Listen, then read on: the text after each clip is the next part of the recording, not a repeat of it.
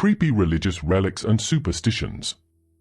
They say faith can move mountains, but sometimes it just raises the dead.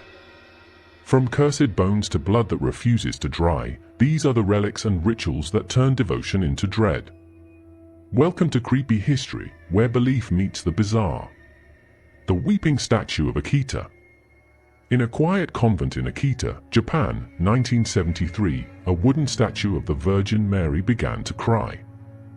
Not metaphorically, literally.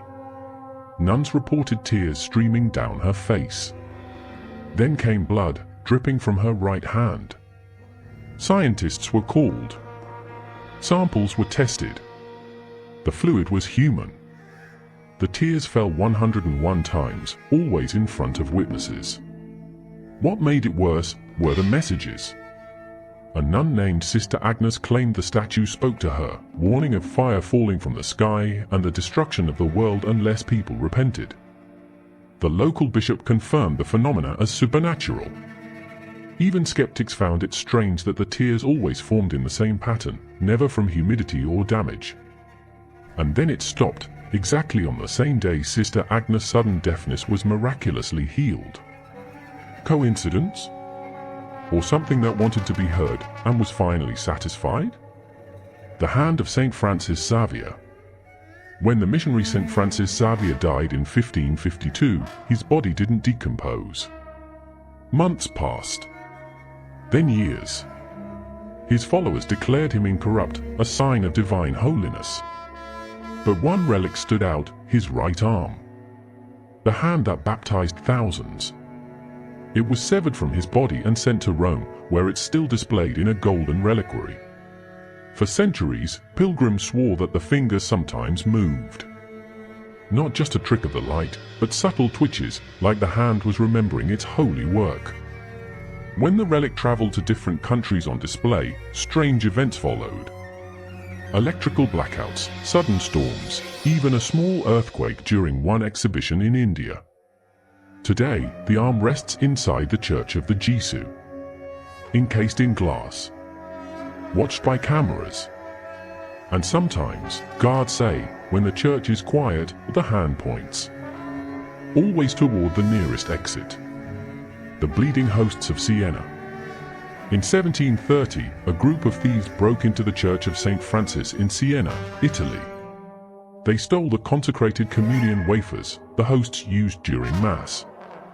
Days later, the stolen hosts were found dumped in a donation box. They should have decayed. But when priests opened the box, they were perfectly fresh.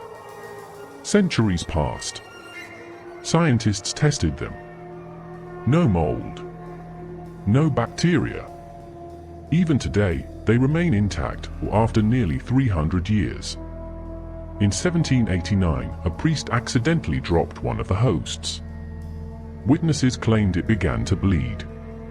The liquid was analyzed, type AB, same as the blood found on the Shroud of Turin.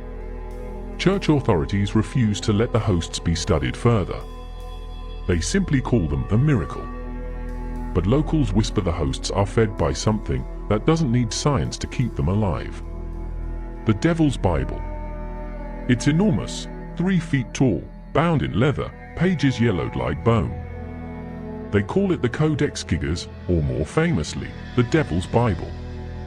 Written in the 13th century, legend says a monk who broke his vows was sentenced to be walled up alive. Desperate, he begged to write one book that would glorify his monastery forever in a single night. Realizing he couldn't finish in time, he made a pact with the devil. By morning, the impossible book was done. Every page immaculate. Every line perfect. And on one single sheet, a full-page portrait of the devil himself, crouched and grinning. The manuscript weighs over 160 pounds.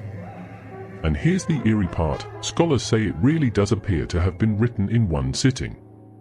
No corrections. No breaks. As if the hand that wrote it never got tired. Today, it's kept in Sweden's National Library. Visitors claim to hear scratching sounds near its case, like a quill against parchment. And when the lights dim, Some swear they see the faint outline of a second set of eyes, watching from the devil's portrait. The Curse of the Black Madonna. In Poland, there's a centuries-old icon known as the Black Madonna of Częstochowa. To the faithful, she's a protector. To her enemies, she's a curse. The painting's origins are mysterious, supposedly painted by Saint Luke himself. But what's undeniable is its history of blood.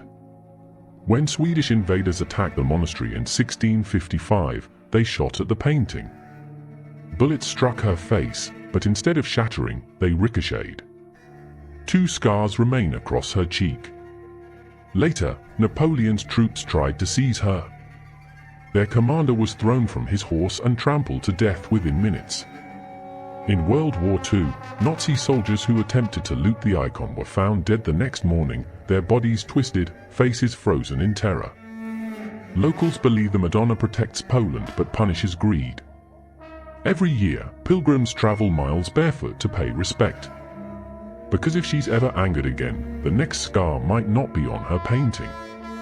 The saint who wouldn't die. In the mountains of southern France, villagers tell of a monk named Brother Remy. He lived during the 1600s and was said to have the gift of healing, though some whispered he owed it to dark forces. When Remy died, his followers refused to bury him. They said he wasn't truly dead, only sleeping, waiting for God's call. For weeks, his body stayed fresh and warm.